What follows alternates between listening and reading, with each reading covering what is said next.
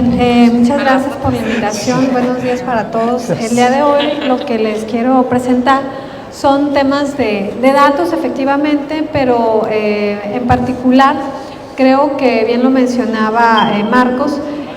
Lo que preocupa, más allá de las tomas de decisiones de política pública, es dónde está el análisis, dónde está la evaluación específica de la situación que guarda la gestión en sí del agua.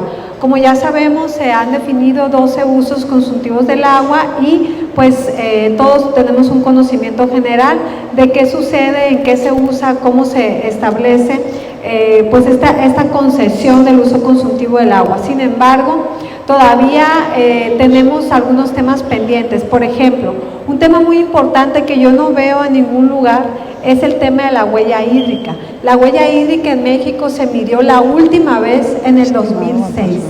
Entonces, ¿qué implica esto? Pues implica que estamos tomando decisiones sin datos, sin información. ¿Dónde se gasta el agua? ¿Cuál es nuestra huella hídrica?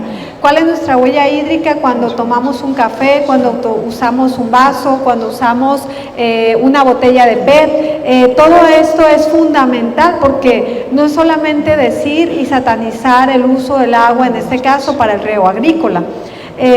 Sabemos, por ejemplo, que también hay un importante sector exportador que ha crecido en los últimos años y eso también implica exportar agua. También lo que importamos, estamos importando agua. ¿A través de qué? A través de los alimentos. Entonces, este tipo de análisis nos lleva a profundizar y a no culpar a lo más fácil que se ve, es decir, a la agricultura como un gran usuario del agua. Por ejemplo, ¿cuánto se necesita para producir un kilo de mezclilla? ¿Cuánta agua se necesita para producir azúcar? ¿Cuánto para café? ¿Cuánto para un microchip? Toda esta información es algo que debería tenerse actualmente en México si se quieren tomar decisiones sobre qué necesitamos para mejorar la gestión del agua. Aquí pues vienen algunos de los niveles, digamos, de consumo de agua o de huella hídrica, que en el caso de México pues estamos por encima de la media mundial en huella hídrica. Y cabe decir también que para no estar hablando al aire, en el caso de las unidades de riego, los distritos de riego han mejorado su gestión en los últimos años. Estos datos pues son del INEGI y esta es la información, la última información que yo encontré disponible. Entonces, ¿se ha hecho trabajo? Sí se ha hecho trabajo. ¿Falta mucho por hacer? Por supuesto que falta. Entonces, pues lo que yo traigo principalmente eran los datos anteriores para llamar la atención sobre ese tema, pero también quiero presentar información con un estudio que se hizo específicamente en 2 módulos de riego aquí en Culiacán en el 2017, previo a lo que fue 2018. Entiendo que cambian un poco las cosas, pero a mí me llama la atención de que cuando nosotros hicimos el estudio en compañía con una estudiante de la Facultad de Economía, no había estudios económico-administrativos y todavía no hay más estudios de este tipo que realmente permitan ver de dónde viene pues la problemática de los distritos y los módulos de riego. Primero también quisiera mostrarle alguna información estadística de datos de inversión que se tiene en las infraestructuras. Lo que vemos es que pues ha caído la inversión pública en los distritos de riego, en las unidades de riego, se ha incrementado sí en los distritos de temporal tecnificado. Hubo ahí un crecimiento menor en el caso de los apoyos estratégicos, pero el resultado es que en un periodo, por ejemplo, lo que yo estoy mostrando ahí de 2013 al 2021, se redujo más o menos a una tercera parte la inversión pública en el tema de riego.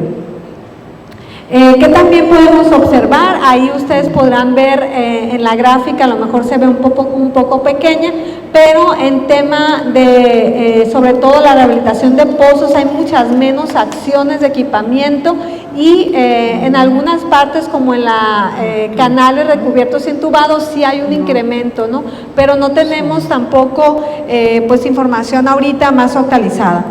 En términos de las precipitaciones, a veces nos preguntamos si llueve más, si llueve menos. Esta información es de Semarnat y entonces podemos ver que pues las lluvias, según los datos de Semarnat, se habían mantenido. El 2021 fue un mejor año, 2022, 2023 todavía en el promedio y en el 2024 sí está un poquito por debajo. Entonces, si no a veces se han vivido sequías muy fuertes, pero también en términos de precipitación, no siempre esto se relaciona con cómo se llenan las cuencas, eso ya sabemos también. Esa es otra parte, ¿no? Que quien sabe lo tratará. Lo que es cierto es que vemos que si tomamos en cuenta durante 20 años cómo estaban las presas, en septiembre, que es cuando más o menos termina el ciclo de lluvias, pues vemos sí una tendencia definitivamente a la baja. Entonces sí traemos un tema con la recarga que tienen las presas.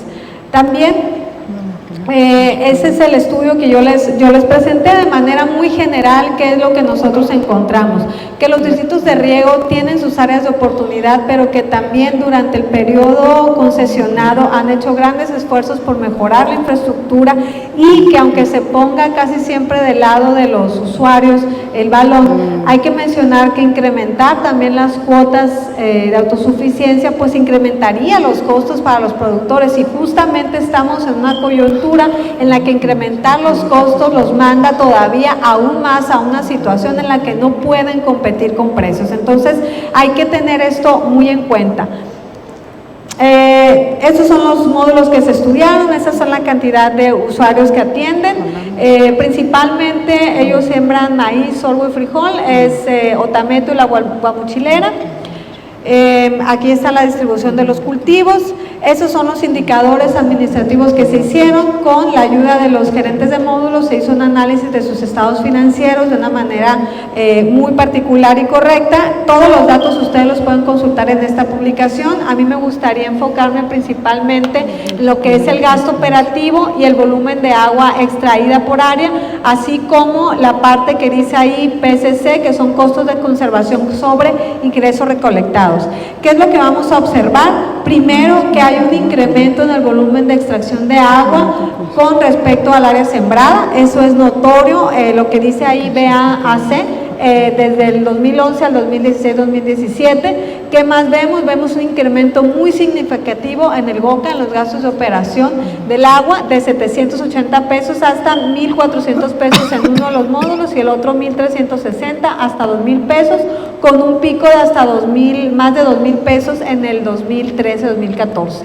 Entonces, pues ahí cada uno de estos indicadores nos representan varias cosas, pero también hay que decir que cada uno de estos módulos también hace algunos servicios, y ese 1,59 significa que pues alcanza a cubrir sus costos ya incluidos los servicios, en el caso de la Guamuchilera, pero no en el caso pues de Otameto, ¿no? Porque los ingresos de los módulos pues son los servicios y además las cuotas del agua.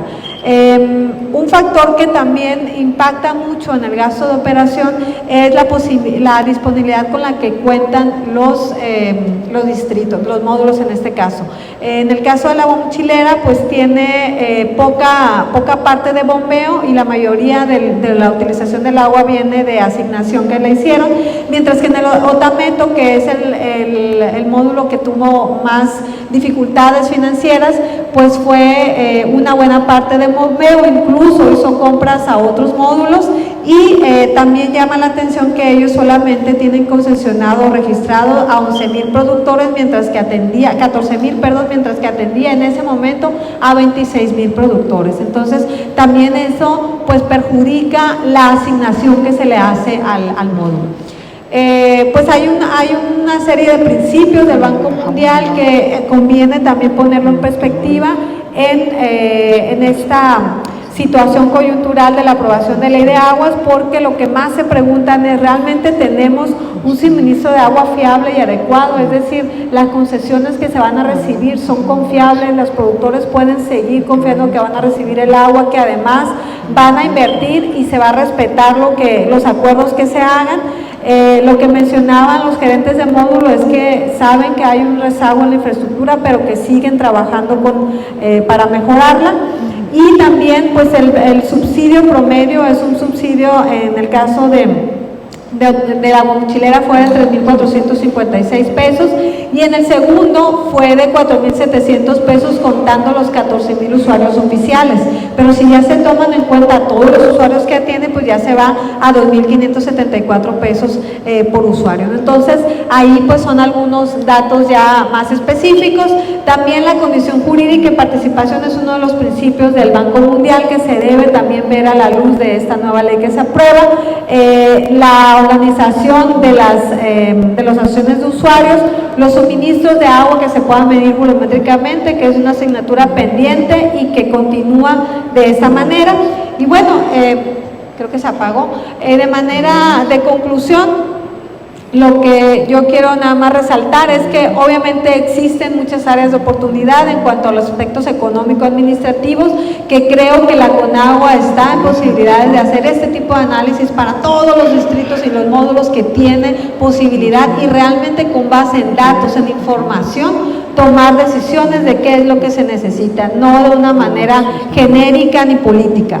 Eso no implica hacer una cacería, sino también hacer una reflexión profunda sobre de qué lado debe estar la inversión, porque vuelvo a repetir, si se le exige más inversión a los productores, entonces los están mandando todavía a producir con costos todavía más altos.